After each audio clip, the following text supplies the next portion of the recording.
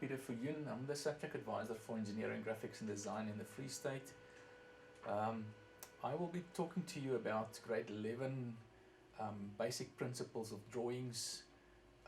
Well, I can basically say by saying that EGD is like a language. It rolls out like a language. In other words, if you take essays and letters, for instance, and you make spelling mistakes in that, obviously it will roll over so that there's spelling mistakes, and then it will count against you. So therefore, the same with engineering, graphics and design. Each line means something, and therefore if you say, for instance, draw the wrong line, let's say for instance a dash line where it's supposed to be a continuous line, then it's actually a spelling mistake if you see it in that way, the same as what it will be in language. But then besides that, there's also a vocabulary of information that needs to be rolled out in a perfect way so that it communicates the right thing.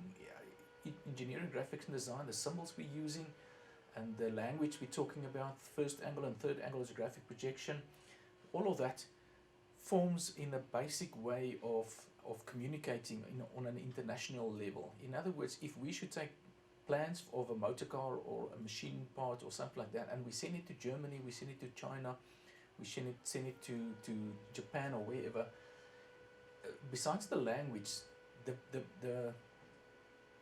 the information on the drawing should say exactly the same, whether if it's in first angle isographic projection or third angle isographic projection, and then also the line quality, the position of views and all those type of things, auxiliary views, section views and all of that. So I'm going to, in this session and also in the coming up sessions, I'm going to talk to you about the language of engineering, graphics and design, and then also roll out the projection methods and different types of principles of engineering, graphics and design. Alright, so if you go to the first slide, you will see there the projection system symbol. That is something that you will use in grade 10, 11 and 12, and obviously it will roll over to further onwards if you go into engineering and architecture and something like careers like that. Now, first angle isographic projection, the easiest way to understand it is basically to see the first and third angle isographic projection as presented from a cone. Now that is the cone we're talking about. Now if you take a look at the cone has got a smaller end and a larger end. Now the larger end will always be on the right hand side.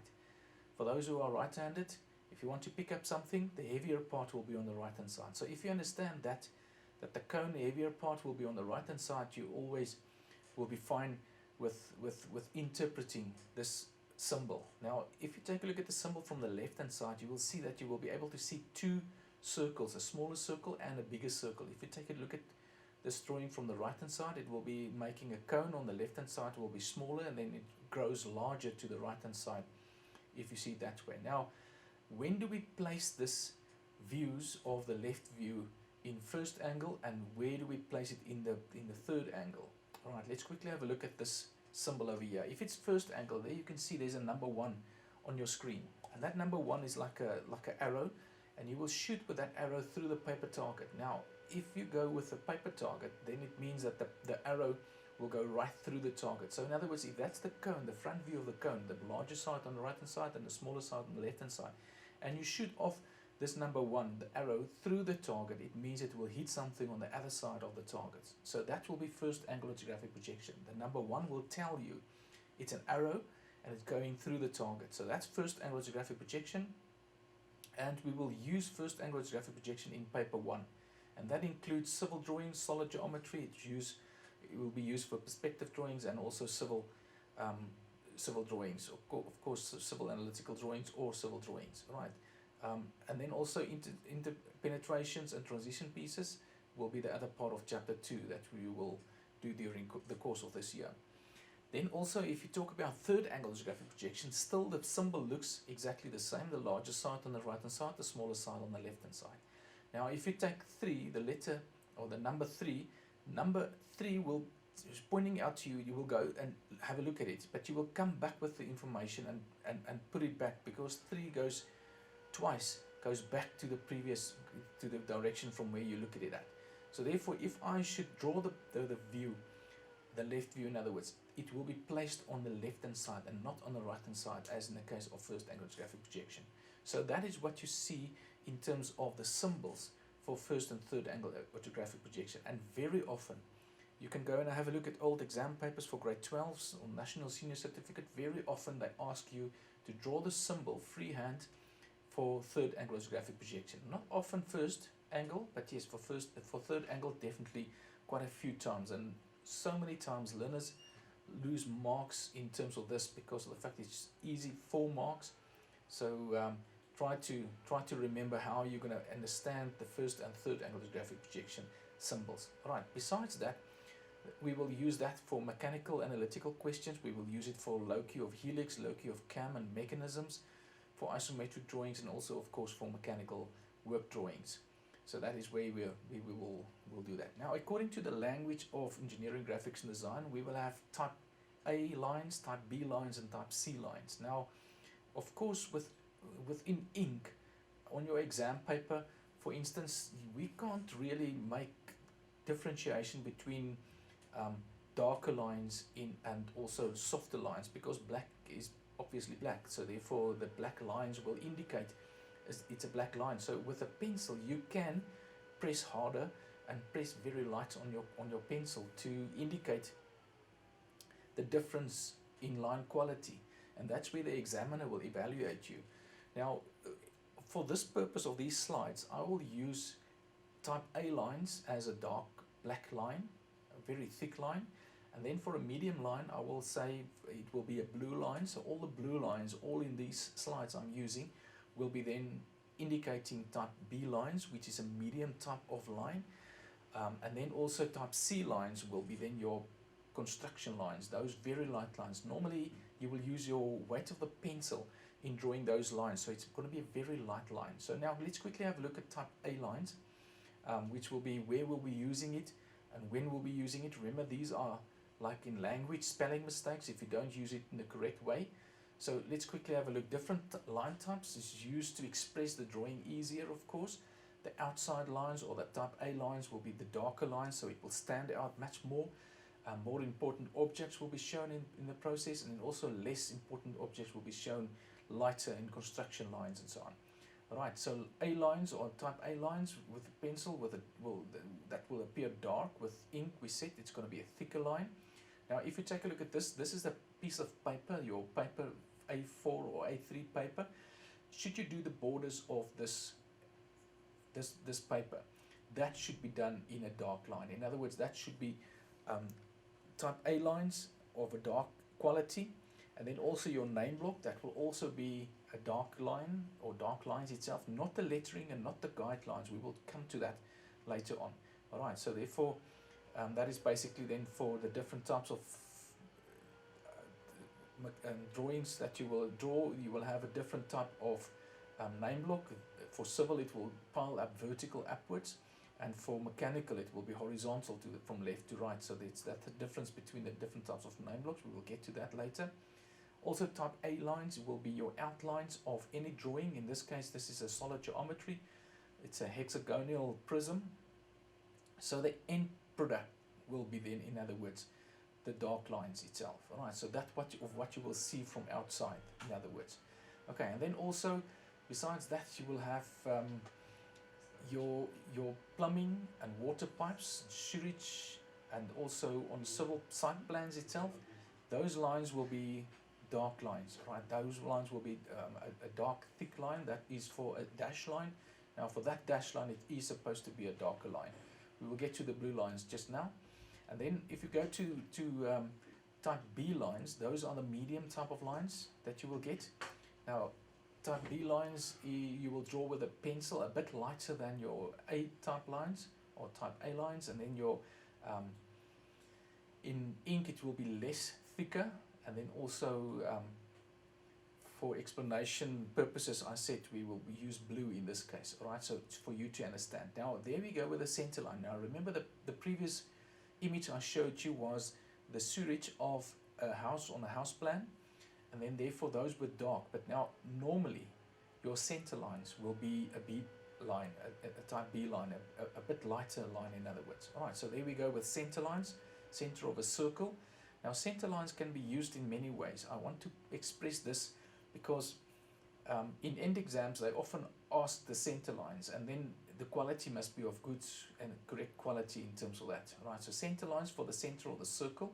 You can also use center lines to show the center of an axis. In other words, if you should spin this prism, it could have been a cone, it could have been a pyramid as well. Should you spin it, if you put a piece of wire or an axis or a needle through the center of it and you start spinning it, that will be pointing out the axis of that specific prism or pyramid or whatever the case might be. And that, in other words, is pointing out to you the center point, right? So that's also a center line. Then the next is when something is symmetrically, right? So in other words, you can see that is perfectly symmetric.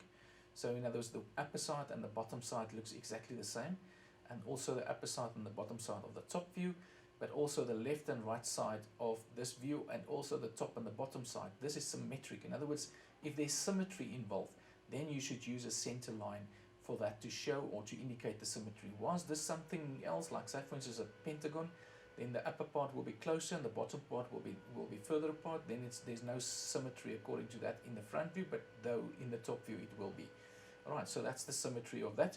And then the third option that you can get, where you can use the center point. Well, actually, this is the third. The fourth point is when something is symmetrically 100% the same as what it is from the top to the bottom, then you don't need to redraw the bottom part. Alright, so in that case, you can simply just draw a center line, and you can add 2 little lines on the ends of on each side, and that principle, that symbol that you show there on the left hand and on the right hand side, that tells you in fact the same is happening on the bottom as what happens on the top, and I don't wasting time in doing so. So therefore you should make the conclusion that this bottom part will be exactly the same as the top part. Alright, so that's what you see in that regard. And then when you use type B lines, also center lines, this is now the fifth option. This is when something is rotating, like for instance this crank. It's plugged into the machine part over here, and there's the handle, so you're going to turn this thing to start the machine in the process. And that path, the way the track, in other words, the handle will run or rotate, that is shown by means of a center line, in other words. Right, so in other words, it's a matter of making sure that this path will be going into this direction. It's not a wheel, it's something loose, and it will, once it's done with that specific portion, it won't be visible anymore. So therefore that's when we use this center line itself. Okay, ladies and gentlemen, how do we draw a center line? Now of course the center line will have long ends and shorter ends. It's a long and short dash line, in other words. So that dash just tells you you have got a long line more or less in the vicinity of 20 to 25 millimeters. You've got a gap of 4, a line of 4, a gap of 4, and then 20 to 25 millimeters of line again. And the same, you're going to repeat that until you're done with the circle. On either side you should go exit the circle of what you're busy with, or the object that you were busy with. Alright, so even if it's like in the case of the previous one where you've got a track like this one over here, more or less 25, 4 gap, 4 line, 4 gap, and then more or less 25 lines again. Alright, so that's what you will get. In terms of that, you will always end up with your long lines, making sure that the long ends will be basically then indicating the end of this center line of what you're busy with. Alright, let's quickly go to lettering. Over here you can see different types of lettering and numbering and dimension lines and so on. For that you will also use type B lines. In other words, you're not going to make your dimensions so dark that it's dominating the view that you're busy with. You're not going to make your lettering so dark that it's dominating what you actually want to draw in this regard. So therefore that is also type B lines. Then if you go further onwards, you will see that all auxiliary views, this is auxiliary view, helping to get to the final view, helping to get to a, in this case, left view or a top view. But this view is important because you can't determine the angle of what that is standing on, either the view on the right hand side or the view on the bottom side. So therefore you have to have an auxiliary view like in solid geometry, and that will be a type B line that you will use for that. Then also, if you should make a cutting plane through the drawing, in other words, if you take a scissor and you cut off this part, or you take a saw and you saw it off, or you take a knife and you cut it off over here to show the inside of this view or this metal or material it's made out of. In that case, it means that you will use a cut line. So this is actually the sixth purpose of a center line, where you do a cut line. Now there's certain principles that you see over here and on the bottom as well that you have to take care of. Now if you take a look at this, a center line again will always be a center line with a line more or less 20 millimeters and then a gap of 4, a line of 4 and a gap of 4, and so it carries on. You will also start always with the long ends, you will end with the long ends, and I believe you have seen that the line has got darker ends on either side. That is indicating that this is not just something, it's not just a center line, this is a cut line. So it cuts off that specific drawing at that specific point. So therefore you have to put in those darker ends on the either side. And then of course there was an arrow. So the arrow is pointed out like a larger arrow than your normal dimension arrows. You can see the thickness of this arrow is larger than the thickness of the line. So therefore there's about 2 of those lines that will fit in on this side, and the thickness of the line, there will be basically 2 of those lines fit in on this side over here. So it's a much larger arrow, and you can color it in with, of course, the dark line will indicate it correctly. And then of course you have to show this is the arrow is pointing to the remaining parts, in other words the part that will stay behind. So if I cut it off over here, the object between me and the cut line will be removed. So in other words, that portion over here will be removed and the rest of it will be drawn. So therefore that's what you will see on the other side. This flange over here will be visible, and that's what you basically will see in this regard. Alright, so you're going to do the hatching. I will do the hatching just now. This is with third angle lithographic projection with mechanical drawings. Now of course with civil drawings it looks totally different. This is a simple civil drawing where it has been cut through the foundation, and this arrow is pointing the area that will be remaining behind. So in other words, that portion over here has been redrawn, showing you the foundation, showing to you the normal ground level, the concrete slab, the hardcore filling, the DPC, and the rest of the wall. Right, obviously it's not drawn everything, so but you get the idea. This is forming some sort of arrow, and the arrow is pointing into this direction. So this was the portion that was redrawn in that regard. So again, the arrows in this case will be type B lines. It won't be colored in this case, and it's pointing into the direction of the remaining part. Alright. In other words, this is the remaining part of that, so that's what we will see in that regard. Now, with solid geometry, you don't need to draw an arrow. Alright, so this is just getting easier. So now on the last part, solid geometry, you simply just draw a straight line, and that cutting causing the cutting plane. Now you have to be very careful with mechanical drawings and also isometric drawings. It will be a center line with an arrow with a darker end, and the arrow will be bigger. With civil drawings it will be just a normal arrow, and then with solid geometry it will be a solid line again, like in the case of civil, and then there's no arrows over there. Alright, and again the area in between you and the final product will be sectioned off, will be cut off. So in other words, this is just the solid dark line that needs to be drawn within first angle lithographic projection. Alright, so the hatching will appear where it's been cut over here, and then the area in between you, where you always want to see the saw marks. Alright, so the damage that's caused. Alright, so in that case you have to remove this part. So for this left view, it will be the front part will be removed in the process. The hatching will be showing to you that that has been cut off, and then the remaining part will also be visible. There's the remaining part of that specific portion. Alright, and then also the same with this part over here, cut off remaining part. You want to show this. Now remember, this is third angle, so 3 tells you have to look at it this way, but go back on your track and then place it over here. The view will be exactly the same, should have been a first angle lithographic projection, but the placement was on the left hand side and not on the right hand side. Third angle tells you go back. Alright, so that's what you see in this regard. Okay, so all hatch lines, I've called the hatching, like I've explained to you just now with solid geometry, also with the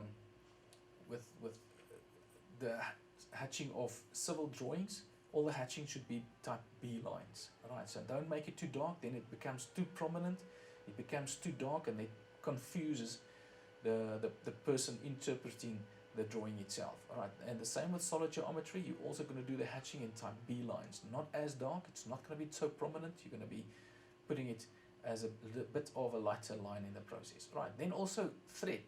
If you do draw the thread inside this bolt that you see over here, then that thread should be drawn in a type B line. Again, it's something that will be hidden. If you get closer, you'll see, oh, there's another line over here and there's another line over here. Okay, and then also with fold lines, should you develop the solid geometry, all the fold lines should be type B lines over here. Alright, so that's according to SANS, that's what you will see in that regard. Now, of course, if I draw a civil drawing, and I'm not going to draw all the way from one wall to the other wall, I will have a break in continuity. In other words, for grade 10, you never did the windows, so therefore you cut it off before you get to the window, and this is your break of continuity line. In other words, you broke it off over there. The soil, the natural ground level will carry on, and it will go right around the world to the other side, of course, but we're not going to draw all of that. We just draw a portion, and that's why we have a break of continuity into the right as well as to the left hand side of that. Okay, and then also with site plans, that will be next year's content for grade 11. The build line is basically this portion over here, where the build line points out to you not allowed to build any further closer to the fence of this plot, and that is basically also a type B line, a center line. Remember the shirits I've told you, that was a darker line. The stormwater will be darker line, but in this case this will be the border line, so that's going to be a type B line of what you see over here. And then also your XY axis, those lines that you're using for determining the borders or the areas for the left and the front and the left and the top view. Hidden detail will also type B. It's important but not that important that you have to show. We talked about the hatching, but all hidden detail lines, in this case, if it's shown on a floor plan as a hidden detail line, it means that it's areas to be removed. So in other words, all that areas, the items that need to be removed. It was a wall going straight from left to right. We want to put a door in here, so we have to break out the door, break out the wall itself to put a wall, sorry, a profile of a door frame on the left hand side and on the right hand side. So to put that in, I have to break it off and then place it inside here to build the door itself. Alright, so, and then the last one is a short broken line. That is basically for your dash lines. Like I said with the center lines, it's, in this case, it's a 4mm line, 4 gap, 4 line, 4 gap, 4 line. There's no long lines like in the case of the center line. So this is what you will draw. And again, for grade 12 level, should you need to draw the contour lines, those will be a little bit longer lines. It's about 7mm of line, so therefore those lines will be 7mm long. But you can imagine if you draw a small little portion of a mechanical part, you can't make dash lines with 7mm. It's not going to be viable. There's not enough space for that. But on a site plan, which is quite large, obviously that will be basically the whole paper. You will have to draw the contour lines, and that will be much bigger in the process. Alright, so that's what you will get. Now, we have done the different types of A and B type lines, or type B lines. Now the type of C lines that you will get, the projection lines, that will be very light lines. In pencil with ink, it will be a thin, very thin line, and it's for explanation purposes, it's helping you. In this case, for the slides, it will be all the green lines that will be pointed out to you. Right. So in other words, where will we use that? If we have to draw, let's say for instance, construct an angle of 120 degrees, we know the principle of constructing a 60 degrees, so that will be a line, that will be basically an arc from a specific point, and then on the same distance you will draw the arc, and then again for that part that will be 60 degrees, and then for another portion it will be another 60, so that will be 120 degrees. Alright, so the end product will be dark. There's the end product, the angle of what the examiner has asked for, but the process in getting there is basically then a light construction line. So that is very important to do that, because if you do everything as dark lines, it's going to be very confusing in the process and you're not going to be able to understand. Then also projection lines, and was projecting from one view to the other view. I think you can imagine if everything is dark, it looks like one huge drawing, but it's actually 3 different individual drawings. So therefore you have to show the difference between those two. I always used to say, if you put your drawing an arm length away from you, you should struggle to see those lines. So it's supposed to be very light. You actually don't press on your pencil in drawing those lines, but it have to be there. You has to show those lines, simply because of the fact that the examiner is looking for those lines to see if your drawing is aligned or whatever the case might be. All right, then also type C lines will be for guidelines when you do letterings and for writing something, write something, notes or labels or those type of things and so on. It should always be between guidelines, but it's not as prominent. It's only to helping you to draw in a straight line or to write in a straight line. All right, so those will be then type C lines that you will get there. All right, then of course title blocks. This is also another way of communicating. We've been talking about title blocks a bit earlier, but yes, that's just for the line quality. There's a difference between civil title blocks and mechanical title blocks. Civil title blocks will extend vertical upwards on the right hand side normally of the page, so therefore you will zone out an area for the name block and the quality and the initials and who's the draftsman and all those type of things, and what project is, what street you can find it, and all those type of notes that you will need for that. So that is of course been done in guidelines in between. So this is the civil name block, and then also this is a more complete one. You can see if you count them all, there's about 13 different types of points that needs to be pointed out, or areas that needs to be pointed out. So therefore make sure that you understand how to do that, especially with your PAT, so that we can give you the full marks for that. And then also if you talk about a mechanical name block, normally that will be extended horizontal from left to right or from right to left, it doesn't matter. Over here you can see a more complicated one where it's basically the date when it was printed, the notes that might be there, the drawing title, the project number, engineer who was involved with this, and all those type of things and so on. Alright, so that will be horizontal. So that's the difference between mechanical and civil name blocks. How to prepare a page with a name block. Of course, this is grade 10 work. You have done this numerous times, so therefore it's a clean page. Normally the 15mm margins will be from the side of the paper to where you will draw your frame. Now with an A4, if you go 15mm, there's not that much of page left over, so therefore we will go 10mm for A4 pages, but for A3 pages we can go 15mm.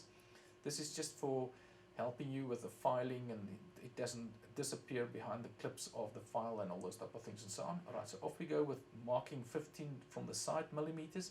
Then we of course join the corners with each other by means of a dark line. That's a type A line.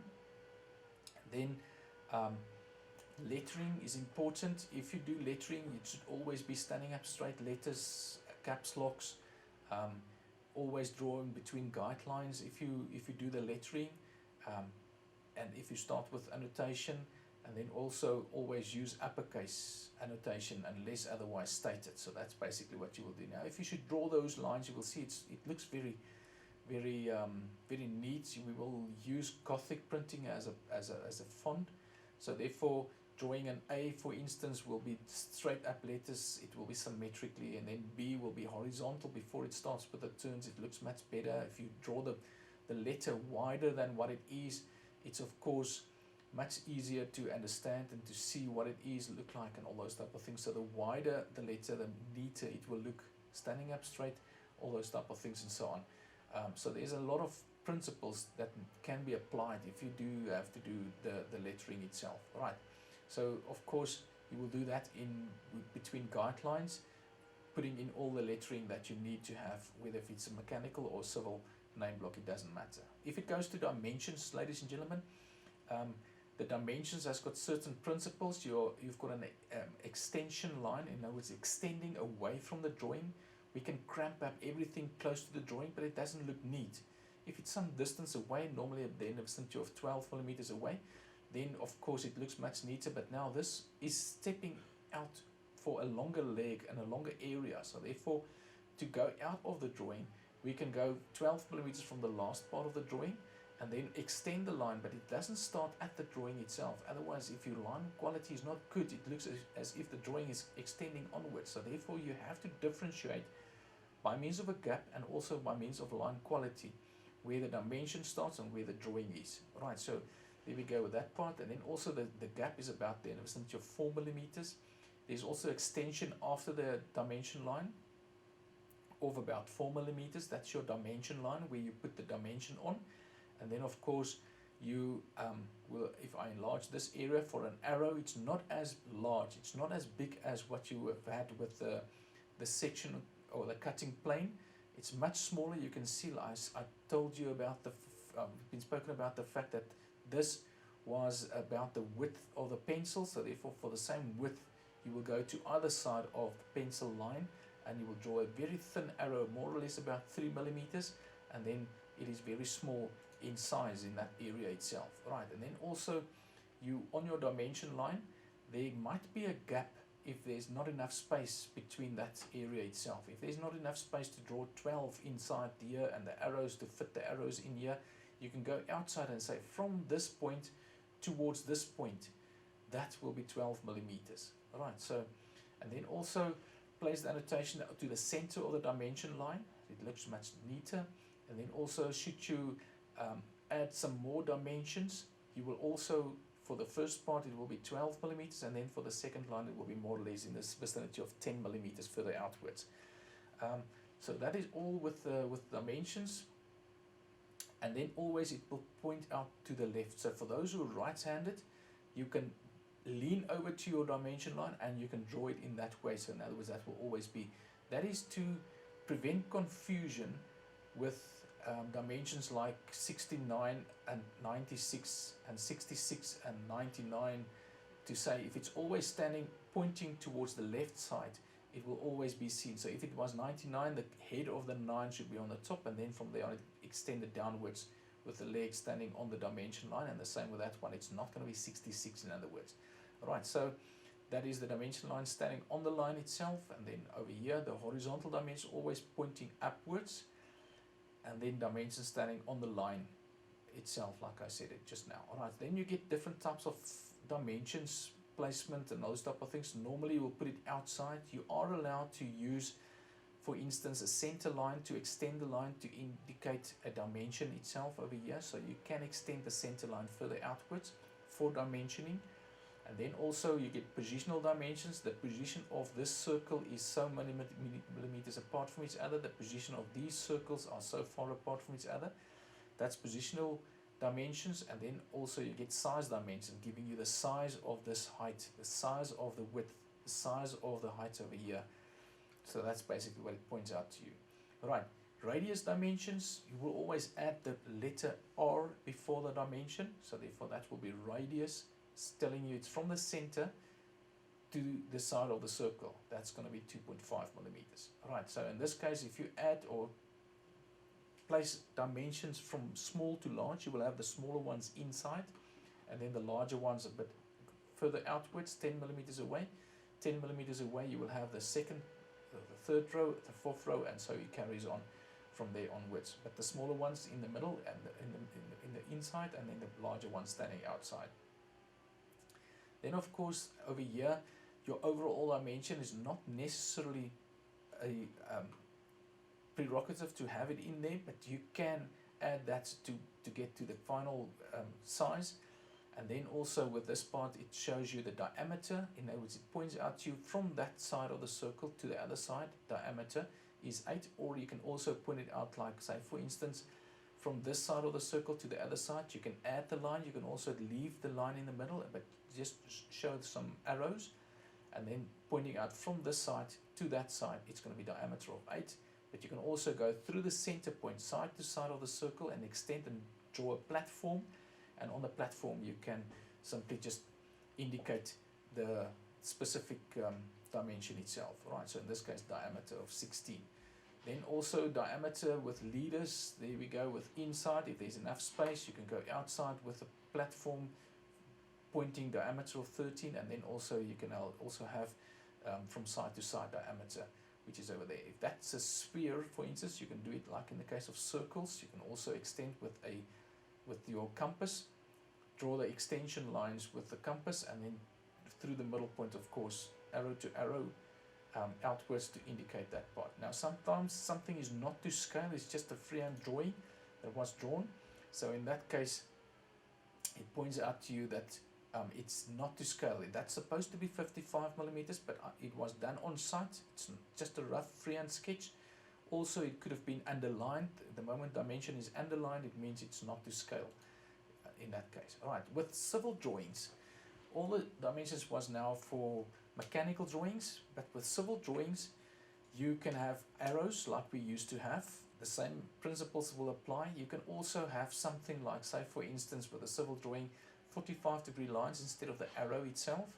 But you can also have dots as an indication over here for civil drawing. So there's 3 different methods in doing so. Of course, you can't go with the last 2 methods to mechanical drawings, but you can do the arrow on civil as well as on mechanical drawings. Then hidden detail. This portion over here, the hidden detail part, points out to you when something will not be visible. So in other words, the neatness of ending off with the hidden detail line to the solid line. If it is going across the line itself, you will have either balance it out with a line or without the line. If it goes to the corners, you will always end up your hidden detail in the corner itself. And then like this is in the case of a T, it should always make an upside down T or a T in that case. With hidden detail, if it goes out to a Y for instance, it should also end up with the dash lines at the end point. If you go from a solid line over towards a dotted line, it means that you will have a gap first, like in the case of dimensions, to have a gap, and then from there on you start with your dash lines. If you go from a dash line over to a dashed circle, that is supposed to be standing like in the case of straight lines, wide-legged over the line itself, and then also over here, this is a solid line going over to a dash line, keep a gap for that part itself. Then freehand drawings, this is also principles that you have to do. So that's a skill that you have to have for future references for PATS itself, for grade 11 and grade 12. Right, with the line quality should always be the same as what it's supposed to be, and then also the same quality of different types of lines that you will use accordingly. Now, a few tips in drawing freehand drawings, like if it's like a perspective drawing, disappearing, say for instance, towards the left and towards the right, it means that you can have yourself some guidelines and work within those guidelines, and then you can complete the object. Like in this case, it's a table, and this table is running out from one point to another point where the leg will be indicated at the back and all those type of things and so on. So therefore, that will help you a lot to understand and to interpret the drawing itself. So there's the end result of this. And then of course you can also, this is very important for the PATS, if you need to draw something, you can draw yourself a grid page. In other words, you can frame it and then draw some grids around that portion itself, like say for instance 5 millimeters apart from each other. And then if you have to enlarge this view or this drawing, you can make now with a scale of 10 millimeters, draw a frame, and you've got 1, 2, 3, 4, 5, 6 lines in between, and then also a couple of lines going horizontal. And then of course it must be equivalent of what you have over here, the same amount of lines that you see over there. And then you can redraw the same drawing. In other words, how far is it? It's in the center with a circle. So in the center you're going to draw the circle, and then from there on it's symmetrically going upwards and downwards with 2 blocks, 5 blocks, and then going upwards again with 3 blocks with the arm lengths and so on. So this will be represented over here, but the grid is very important. All right, so the same with PATS.